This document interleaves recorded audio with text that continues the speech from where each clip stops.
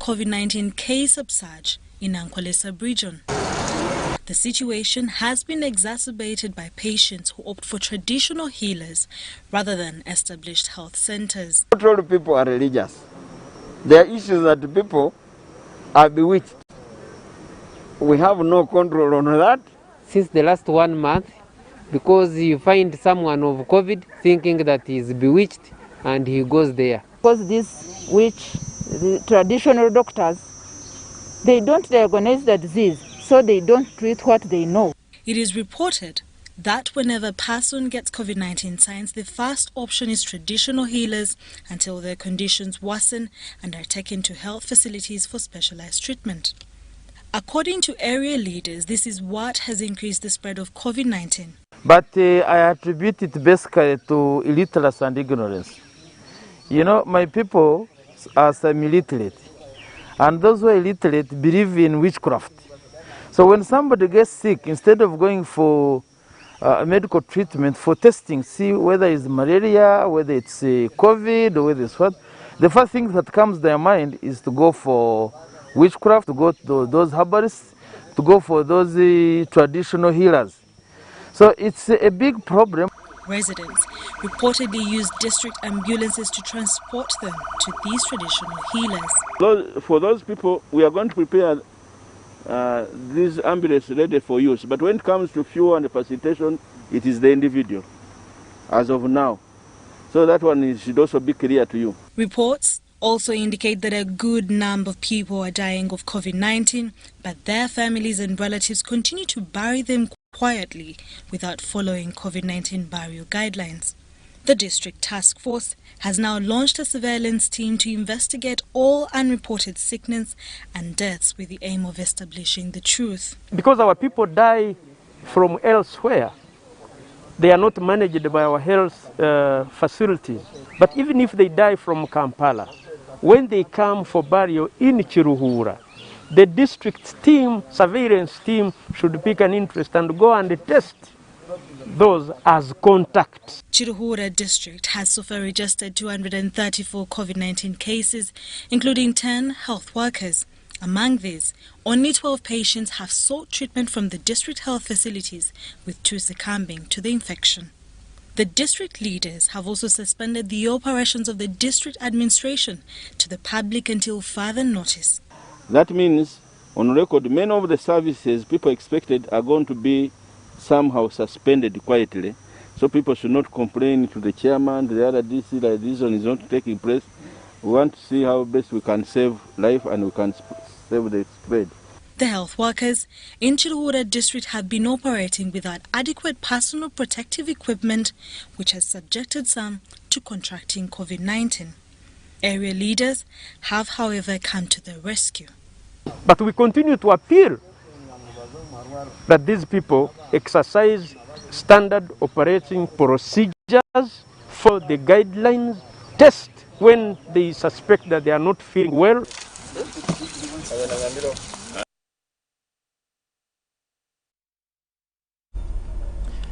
The Command Land Forces, Lieutenant General Kainerugaba Mohozi, has handed over command of the Special Forces Command, SFC, to the incoming Acting Commander in absentia, Brigadier General Peter Kandia. The Chief of Defense Forces, General Wilson Basumbadi, who officiated at the function, urged the new leadership to continue proper ideological orientation of the L8 force and promised them constant support.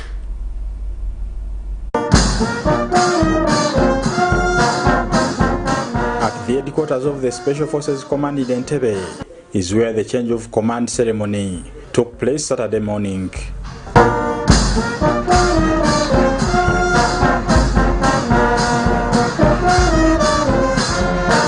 The ceremony saw the Senior Presidential Advisor on Special Operations and Commander Land Forces, Lieutenant General Kainerugaba Mohozi, handing over command of Special Forces Command to the incoming Acting Commander in absentia, Brigadier General Peter Chandia.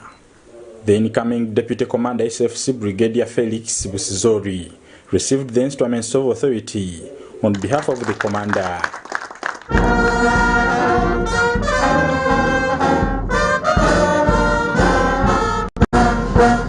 The function was presided over by the Chief of Defence Forces, General Mbadi, who congratulated the commanders upon the elevation, which he said meant added responsibility. These appointments are an additional responsibility, but which, like the Commander-in-Chief saw in you, I have no doubt that you will execute to the best of our expectations. So we will endeavor to continue supporting you in these areas so that you have a force that is professional, it is effective, it is efficient, and accountable. He noted that Special Forces Command started as a small force. However, the rigorousness of its leaders saw it grow into a formidable and unmatched force in terms of professionalism, training capabilities, discipline, and commitment to deliver on its tasks. I think it started as a section in the bush when the Mzee just around our president. Eventually it grew into a PPU, and eventually it grew into a group. PGB, yes, PGB. And now it is a command. This growth has come because of the leadership, the focus with a clear purpose. General Mbadi urged Lieutenant General Muhoozi as the new Commander Land Forces to replicate the same professionalism in the Land Force. He also called upon officers and men of Special Forces Command to accord their new commanders all the necessary support to further improve the force. The outgoing Commander, Lieutenant General Muhoozi, hailed the Special Forces Command leadership and Uganda People's Defence Forces for supporting him in his tour of duty, especially in securing the President of the Republic of Uganda and related activities to ensure the stability of the country. I welcome Brigadier Chandia to this new office, knowing full well he has been understudying it for a long time as Deputy Commander, SFC. I am confident that you shall do a good job, Peter. He informed the incoming commander of the impending tasks according to priority, which include building of an oxygen-producing plant, adding to the existing infrastructure development requirements, restoring the culture of saving as one of the tools to further build SFC. But here I must say that when I came in 7 months ago, I realized that our old saving culture had deteriorated to some degree. In fact, in the first few weeks, we did not have sufficient funds to run activities. I was fortunate enough to get some support from His Excellency, and this greatly helped us carry out our work. Our saving culture has been a hallmark of SFC. It's what distinguishes us from other services. It is what has helped us achieve all the things we have achieved in infrastructure development. The incoming leadership hailed Lieutenant General Muhoozi for his strategic leadership of the SFC and promised to begin from where he stopped. Sir, you have taught us many things. You have inculcated into us the culture of saving and proper utilization of resources. You have done a lot for this army, both visible and invisible achievements. So on the visible achievements, these include, but not limited to, human resource development, infrastructure development, and building different capabilities. We shall begin from where you stopped and keep the candle burning in order to keep the mighty name of Special Forces Command. The function was attended by, among others, the Joint Chief of Staff, Major General Leopold Chanda, the Chief of Staff, Air Force Major General Charles Okidi, the UPDF Chief Political Commissar Major General Masco, the UPDF spokesperson Brigadier General Flavia Bekwaso, general officers, commanders, commandants, senior and junior officers, and militants, among others. Banadda, UBC News. Thank you so much, Banadda. Hundreds of mourners have, through various media platforms, paid their last respects to Makerere University Don and iconic professor, the late Noble Ephraim Banadda, who recently succumbed to COVID-19 at Posta Hospital in Kampala. The church service, conducted physically at online at Makerere University's School of Food Technology, Nutrition and Bioengineering, attracted mourners via Zoom, Facebook, YouTube and Instagram, and 100 on Twitter.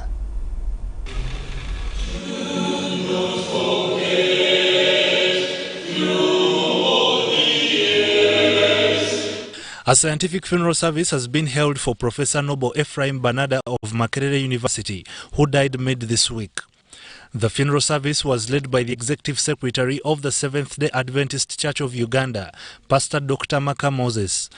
The funeral was attended by Makerere University Council Chair Lona Magara, the Chancellor Professor Ezra Suruma, the Vice Chancellor Professor Barnabas Nawangwe, and his deputy, Professor William Bazeyo, among others.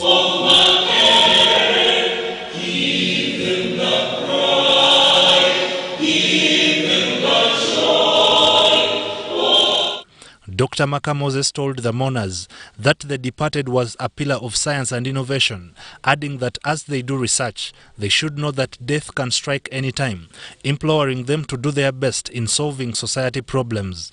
And I will say, I have seen Banadda come with his friends, only to sit and talk about work in the university, have dinner at Kyaddondo restaurant, just have dinner and talk. And you ask him, he says, we are catching up with work at the university. Our Vice Chancellor, who is here, is doing so much to prepare for Makerere. He has, with his management, approved and council to establish an ICU unit at the hospital, which we are working on to build, and an oxygen plant. We are working on this. At least in the next 3 months or less, Makerere University will have another alternative place for Ugandans as ICU and oxygen production. The Chancellor, Professor Ezra Suruma, described the death of Professor Banadda as an ineligible loss to the university and the country. The Vice Chancellor, Makerere University, Professor Barnabas Nawangwe, said at the time of his death, Professor Banadda's medical bill had accumulated to 110 million shillings, with 34 million cleared by the Petroleum Authority, while 50 million had been raised by staff. Professor Nawangwe said Professor Banadda made several contributions to the university, the country and the world. He also conveyed a message of condolence to the bereaved family, relatives, friends and university community. Professor Banadda's legacy is clearly written on the walls. He was an astute education administrator, a great man of inestimable quality, a visionary and innovative leader. Makerere University will surely miss a great academic, a researcher, but we thank God for giving him to us for the time he was with us. Fare thee well, our colleague and friend. May your soul rest in peace. I'm Noble Banadda from Makerere University in Uganda. Banadda was the first sub-Saharan African to graduate with a PhD and was appointed a full professor in 2012 at the age of 37 years. He was the first African recipient of the Pius Golden Medal 2018 in the Vatican, Rome, the first African under the age of 45 to be recognized by a sitting pope. He has died at 48 years and is survived by a wife and children. May Professor Banadda's soul rest in eternal peace. Luwero District Remand Member of Parliament Banadda has urged government to improve the standards of Luwero District Government Hospital. The hospital, located in Kasana town, serves an estimated 500,000 people but doesn't seem to have the capacity. Luwero Government Hospital was in 2019 upgraded from a health center 4 to hospital status. Many improvements were needed to enable it meet standards to cater for the 3 greater Luwero districts of Luwero, Nakasongola and Nakaseke, and also the Gulu Highway. But the much needed improvement hasn't been realized, as discovered by Luwero District Woman MP Brenda Nabukenya. It is still at the almost status of health center 4. You can see the status of the buildings, they're not okay. And also the supplies. They still supply this hospital as health center 4 until tonight. This is going to change. But we are looking at many things. The status, the way people are treated, the presence of the medical staff, availability, several things. Not the well-being, social welfare, and also the cleanliness. What is happening generally in this hospital. And we have established a few things that need to change. We want the hospital to be more clean. We want to see change. They say they don't have an ambulance. You can imagine at this level, this hospital has no ambulance. So the ministry must think of availing an ambulance. Amidst the COVID-19 pandemic, another obstacle in the fight is government procurement procedures that leave the hospital minus supplies. Waliwo bataddewo akazimbe ke bataddemu aba COVID naye ate ng'eddagala erikwata ku ba COVID terimu ku ddagala eritaliiwo. So twagala okubira gavumenti omulanga ekintu kya COVID kireme kubeera ng'eddagala lijjira mu kkoota zammwe ze mwogera. Bwe kiba nga kisoboka eddagala eryo lyo lireetebwe nga bwe kiri. Kubanga singa olwali wabeera ng'abantu baguddewo 1,000 tojja kuŋŋamba nti ate eddagala lijja mwezi kujja. The hospital also requires a culture and sensitivity machine to enable it conduct all laboratory tests for enhanced professional and timely health care service delivery. The hospital currently has 7 patients admitted with COVID-19. Police in Kasangati has arrested Kyaddondo East Legislator Nkunyi by post over mass gatherings, contrary to government and Ministry of Health's COVID-19 directives, as he was giving out water containers and soap going to police in provocations. Residents and vendors of roasted goat meat operating along Gayaza Road have appealed to President Museveni to edit curfew hours in order to let them bolster their sales so that they are in position to pay their monthly rent.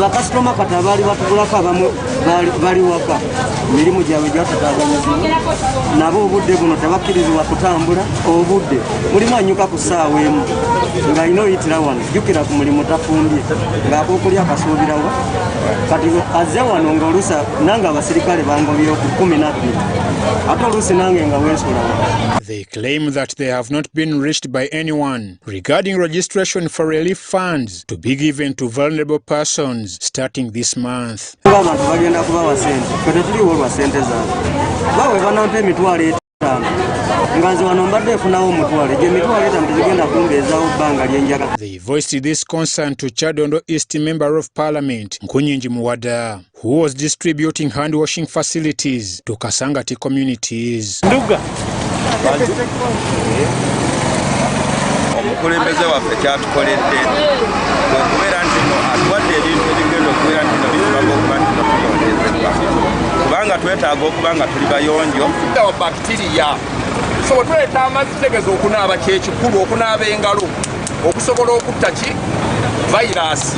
The Member of Parliament asked government to include his electorates on the list of relief funds recipients. On prevention and support our people to exist. We don't know when coronavirus or COVID will ever go. We must support communities to work and to live and to keep on with life, but in an unorganized way which focuses on prevention. Okunyigiriza okulaba nti n'abantu baffe ab'omu Kyaddondo bateekebwamu abo balina okuyambibwako ssente y'omulimu w'omusolo nga tuyambako Bannayuganda. Just halfway the distribution exercise, Muwada decided to offer the same items to Kasangati police post, and here he was arrested for gathering big numbers of people, contrary to directives set by the government and the Ministry of Health on social distancing. By press time, Muwada was still detained at Kasangati police cells, waiting to be charged. Ivan Juko, reporting for UBC News.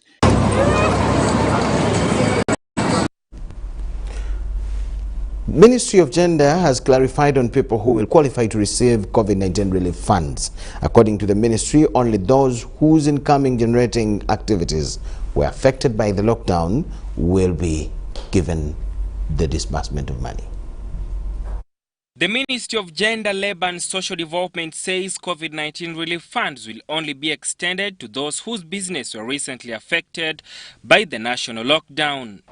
Number one, we want to clarify that the registration process is being aided, spearheaded and led by the town clerks who are working with the community development officers, labor officers, and other technical officers as the town clerks assigns.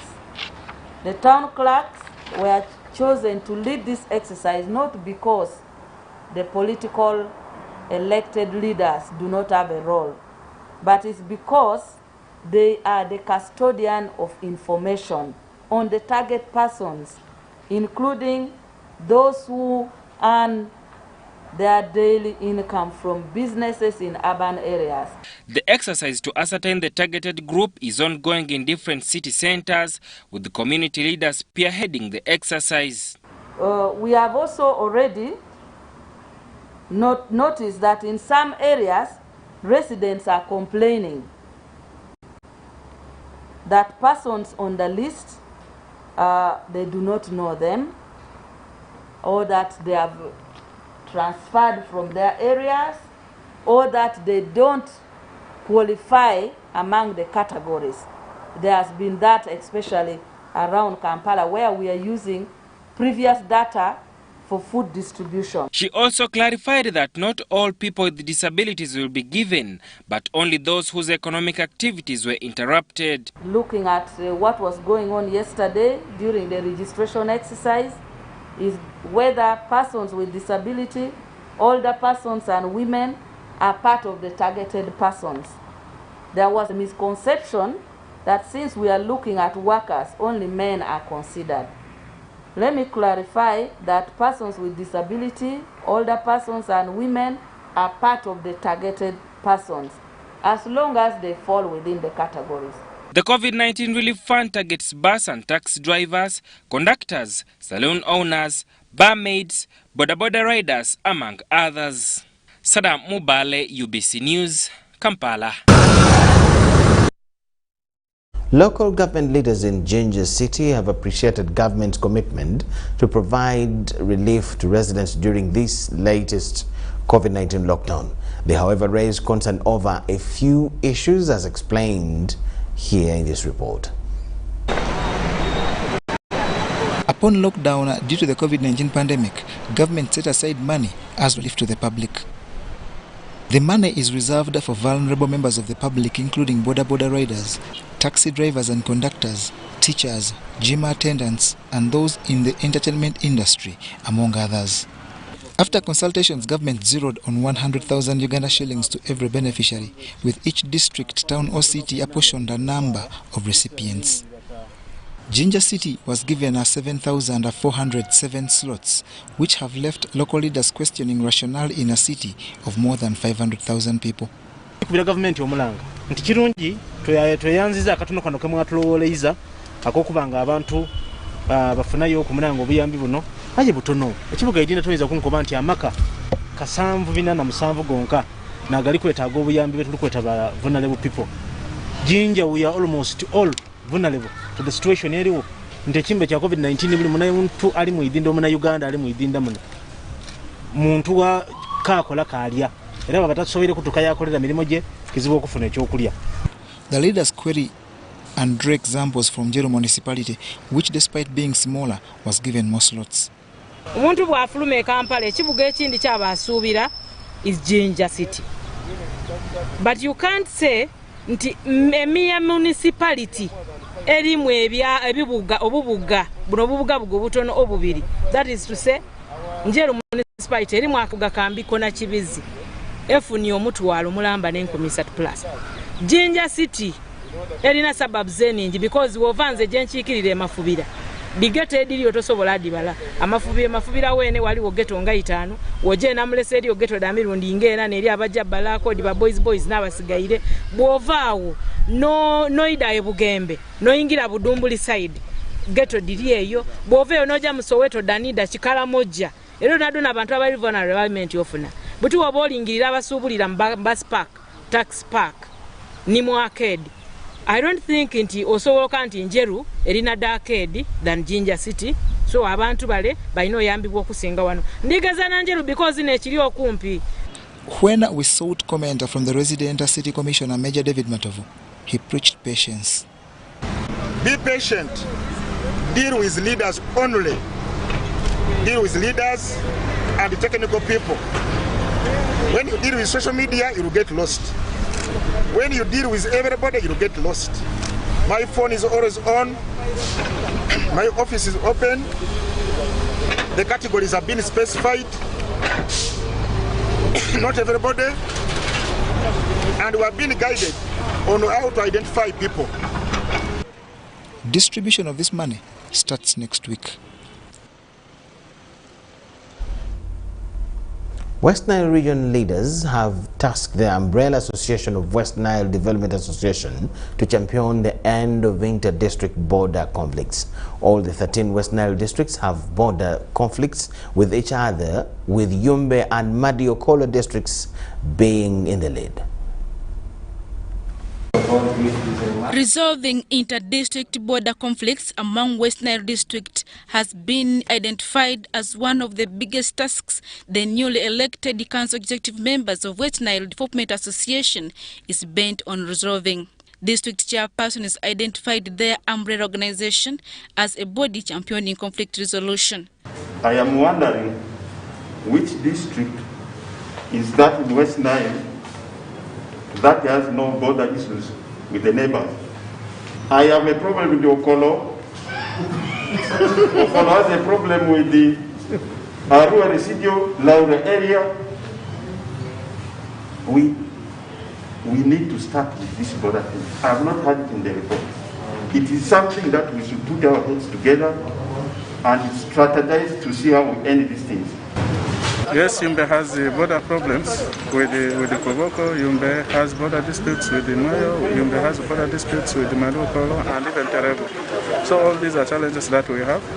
But now with the initiative of Wenda and the commitment of the Minister of Lands, I'm optimistic that we should be able to resolve these border problems in the district. We here, we are suffering at the expense of some technocrats, some politicians sitting in Kampala. What we are waiting for is the surveyor from Kampala to come and take us through this borderline, that here is the Madokolo, here is the Teregu, here is the Yumbe. We keep marking them. This is an exercise which we will even finish in 1 month. The chairperson is noted that most of these issues on border disputes are at the Ministry of Lands, Housing and Urban Development, but no actions have been taken to bring sanity in these misunderstandings. According to district chairpersons of Terego, Wilfred Saka, and one from Madi, Okelo, Ismail Drabe, the inter-district border disputes are affecting economic development, as it is one of the factors demoralizing partners in their respective districts. And one thing which chases development partners is the issue of conflict. If we want to talk about development, we need to engage the Minister of Lands, particularly the Department of Surveys and Mapping. If it means districts raising money to bring this person here, I think members need to do it. The sooner we address this problem, the better for all the districts in this region. The fight between Madis and the Teregos in Ochea, it is purely economics. They might feel that the growing business at our chairs will be controlled by them. Some of the future agents there, they feel that business there will be controlled by them. And as such, the business is not now going properly. You see this? That is the where we got straight. It affects economic development. The mayor of Arua City, Wadri Samunyakwa, who is also former Arua district chairman, says that some leaders incite locals to battle inter-district border issues and called upon his colleagues not to handle border issues with emotions, as has been the case in the past. He also encouraged the leaders to take advantage of the state minister in charge of lands who comes from the region to solve the matter. When we are handling this matter, let's avoid emotions, because it is going to divide the people, it is going to cause bloodshed. But I think we are privileged. This time we have a minister from this region who is directly in charge of lands. At least let us push this time together, whether you are affected or not, when we have an opportunity to make the people responsible so that these areas are resolved. Arua District Woman Member of Parliament, Lilian Paparu, called for a joint effort between district leaders and MPs from the region to sensitize the public about land disputes among districts. Use of land is becoming very rampant. Apart from land in the neighboring districts, even within communities, domestic violence conflicts are now on land. So let's continue to sensitize. But above all, I agree, teaming up is very key. The organization's chairperson, who is also Moyo district leader, Wujamus Anyama, says it needs stakeholder engagement to bring inter-district border disputes to an end. Diina. A National Resistance Movement chief mobilizer in Kisenyi 2 Parish, Central Kampala, has been commended for leading by example. Diina Nabirye, who was until her death the chairperson of NRM Kasato village, has been applauded for his tremendous work in community development. A renowned Kampala NRM mobilizer, Diina Nabirye, has been immortalized as an icon of development and unity in Kampala. The Minister for Kampala, Hajati Minsa Kabanda, says Diina Nabirye was a model NRM mobilizer in Kampala, even at an advanced age of 71 years.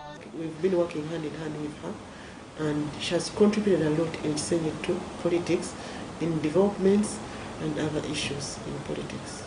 The NRM chairperson, Kasato village, Mengo Kisenyi 2 parish in Kampala Central, Sandy Nkoyoyo, described the late as a unique woman who loved her NRM party to the hilt.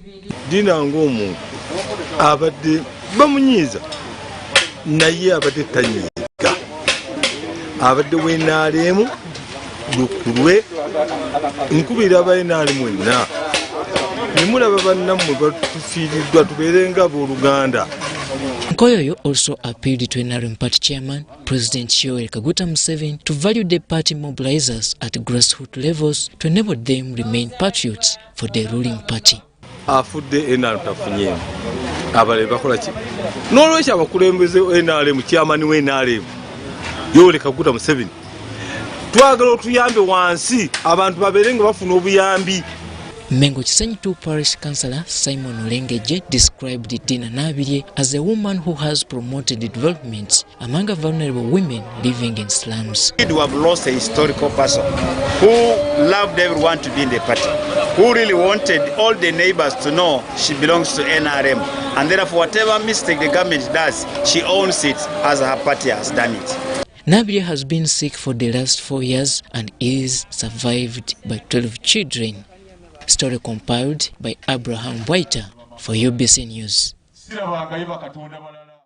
May her soul rest in eternal peace. And at this point, we'll take a very short break. On return, we'll get back here with business news. Keep it with us.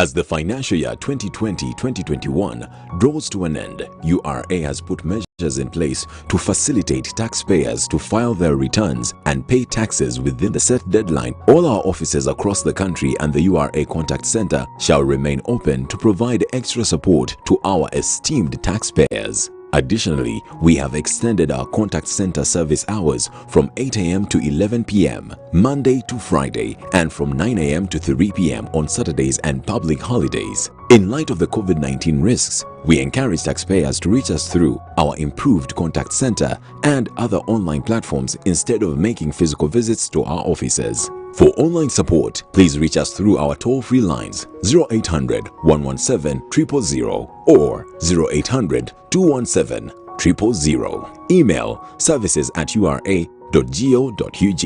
Website ura.go.ug. Social media: Facebook, URA page, Twitter @URA Uganda. URA Customs Help Tool, help.ura.go.ug/login. URA appreciates all taxpayers who have duly fulfilled their obligations. Stay safe and let us all observe the standard operating procedures to prevent further spread of the COVID-19 virus. Stay safe as we develop Uganda together. Uganda Revenue Authority, developing Uganda together. We've cut and reduced our MTN Momo withdrawal rates. Now you can withdraw mobile money at the lowest rates. You all get MTN Central Points when you deposit, send and withdraw MTN mobile money. Visit our Momo agents countrywide and withdraw mobile money at our reduced rates from 1st May 2021. Everywhere you go, MTN.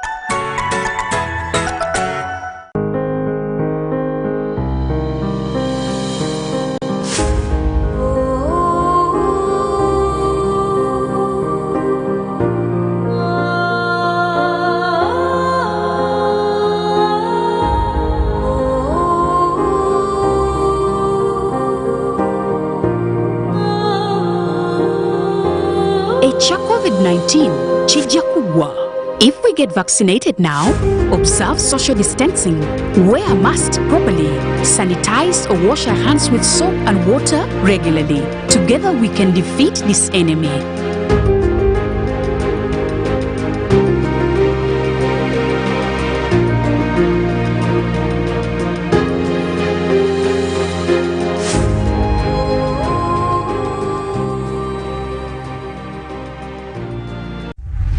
In efforts to improve quality assurance and Uganda's competitiveness as a tourist destination, Uganda Tourism Board is set to undertake a nationwide grading and classification exercise of hotel and accommodation facilities. As a member of the East African community, Uganda subscribes to the East African Grading and Classification Criteria, a system denoted by stars ranging from 1 to 5. The grading and classification exercise will be crowned by the awarding of star ratings to facilities found compliant to the EAC minimum standards. This is therefore a call to all accommodation and facility owners and managers to register and get licensed by UTB as a requirement and get ready for participation. For more information, visit www.utb.go.ug or email qualityassurance@utb.go.ug for details. Uganda Tourism Board, promoting tourism together. It's no secret that ICT makes learning easy. The strides made in our field could not be possible without it.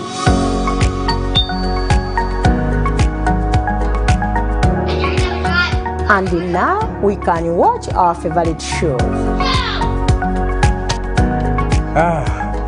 My radio is my best friend. UCC provides an enabling regulatory environment and policy guidance for healthy competition.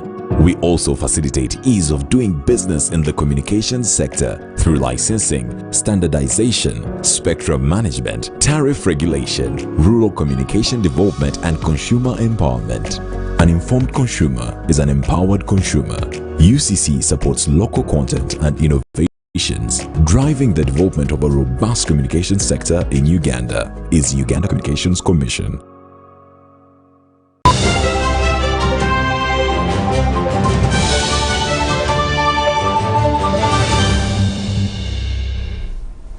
Yes, in business news, Posta Uganda has denied allegations that it is out of business, especially during the 42-day partial COVID-19 lockdown. The executive director, Posta Uganda, James Arinitwe, says that besides scaling down its staff, Posta has escalated its operations across the country. Posta Uganda is largely a carrier company that deals in both bulk and digital transfers and has since then seen its operations scaled up across the country. There are many people who have been sending medicine to their families. A person who works in Kampala wants medicine to go, maybe hypertension, other chronic diseases. There are people who are on medication all the time, and they get medicine on a regular basis. So what people do now, they are based here, they buy the medicine, they come here and we package it, and they are assured that this medicine is going to reach my patient tomorrow because the vehicles go and comb the areas. Posta Uganda is now working tooth and nail to bridge the communication and merchandise transfer gap to the satisfaction of its customers. There is incoming merchandise where somebody living abroad sends a phone or a computer to a student. Someone is working and is sending a computer to their son. That is still coming in. We receive it, we process it, and deliver. That is still going on. That one also goes. Then there are those who want to export. They also bring their merchandise, we sort it, we check it for acceptance. Once it's allowed, we take it to the airport and export it. However, roadblocks mounted across the country are hindering its movement and its operations. Many of them have movement permits, but a few of them hadn't yet got. We are processing those as well. But we now appeal to the leadership. If you see a post office vehicle, please know that it is carrying urgent government mail. They will not carry passengers. There will be a driver and a turnman, and when you look through, you will see government mail. Posta Uganda is also now moving towards fully digitalizing its operations to suit the current environment. But also, suppose this situation stayed for longer, what would be the relevance of the post in doing this? For example, we're now working at a product where we want to partner with existing mail deliverers to go door to door because they do exist. What we need to do is to ensure safety of their merchandise. Postal services like mail transfer, hard cash and cargo carrier, among others, was the only available option for Ugandans until digital platforms were established, and since then the situation has largely changed to suit the environment. Robert Onyango, UBC News.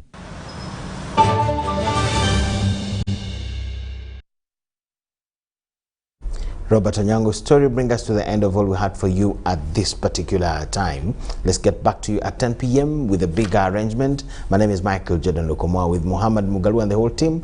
Wish you the best of the evening. Let's get back to you at 10 p.m. Bye-bye.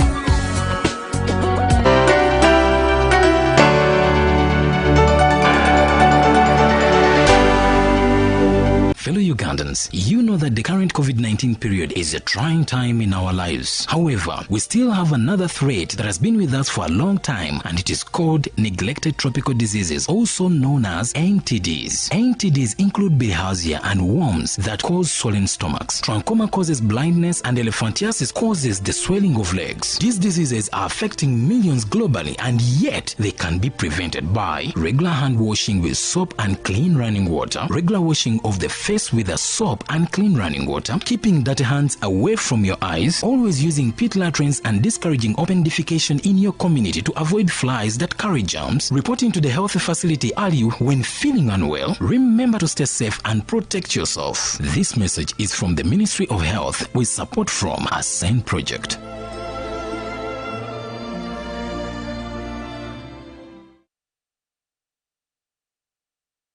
Introducing to you the Faculty of Interdisciplinary Studies, Mbarara University of Science and Technology. We run academic programs designed to create an interface between academics, industry, and the community. We aim at offering hands-on learning experience and skills that suit continuous evolving societal needs. Join the Faculty of Interdisciplinary Studies today for undergraduate training in Bachelor of Science in Planning and Community Development, Bachelor of Science in Gender and Applied Women Health, and Bachelor of Science in Agricultural Livelihoods and Farm Production. For postgraduate programs, we offer Master of Arts in Planning and Governance, Master of Arts in Development Studies, Master of Arts in Peace and Conflict Studies, Postgraduate Diploma in Criminology, and PhD in Development Studies. For inquiries, please contact us through our email dean.fis@mass.ac.ug or admissions@mass.ac.ug, or you can call the Dean directly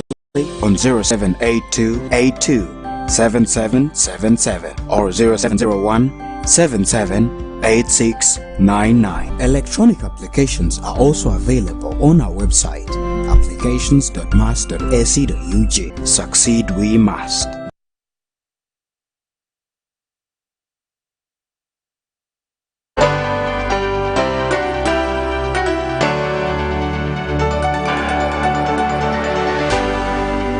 Uganda First. The patriotism program in secondary schools was launched in 2009 by His Excellency the President of the Republic of Uganda, General Yoweri Kaguta Museveni, and he was focusing on secondary schools to make sure that we develop a generation among the youth that is patriotic and is ready to serve and to sacrifice for their country.